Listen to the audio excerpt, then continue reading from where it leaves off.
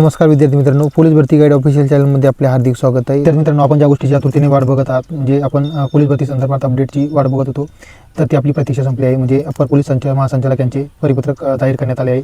तर ते बघूया आपण परिपत्रक काय आहे आणि आपले ग्राउंड हे कधीपासून सुरू होणार आहे. त्यामुळे व्हिडिओ शेवटपर्यंत बघा, व्हिडिओला स्किप करू नका. तर विद्यार्थी मित्रांनो, तुम्ही स्क्रीनवरती बघू शकता अपर पोलीस महासंचालक यांचे परिपत्रक आहे. त्याची दिनांक आहे 13/1/2026. तर त्याचा विषय आहे की सन 2024-25 पोलीस शिपाई भरती प्रक्रियेकरता लागणारी साधन सामग्री खरेदी करण्याकरिता परवानगी देण्याबाबत. त्यामध्ये 1 नंबरचा पॉईंट दिला आहे. पोलीस भरती प्रक्रियेअंतर्गत उमेदवाराच्या शारीरिक चाचणीसाठी CCTV यंत्रणा कार्यान्वित करणे, OMR परीक्षेकरता वेंडर निश्चित करणे, RFID व इतर अद्ययावत तंत्रज्ञान उपलब्ध करून घेणे, तसेच भरती प्रक्रियेसाठी लागणारी साधन सामग्री खरेदी इत्यादीकरिता निविदा प्रसिद्ध करण्यासाठी विशेष बाब म्हणून राज्य निवडणूक आयोगाची अनुमती देण्यात येत आहे.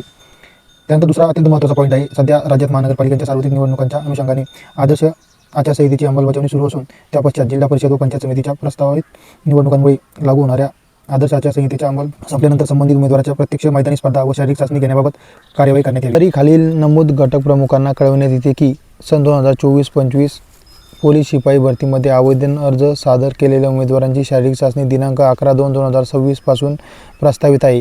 करिता संबंधित घटक प्रमुखांनी त्याचे अधिपत्याखालील सन 2024-25 पोलीस शिपाई भरती प्रक्रियेसाठी लागणारी साधन सामग्रीकरता लागणारे साहित्य खरेदीकरता टेंडरिंग सुविधा किंवा दर करार पद्धत राबवण्याची कार्यवाही त्यांच्या स्तरावर त्वरित सुरू करावी.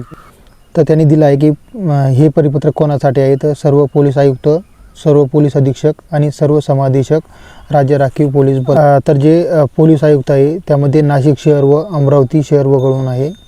त्यानंतर सातारा व नंदुरबार वगळून हे परिपत्रक आहे.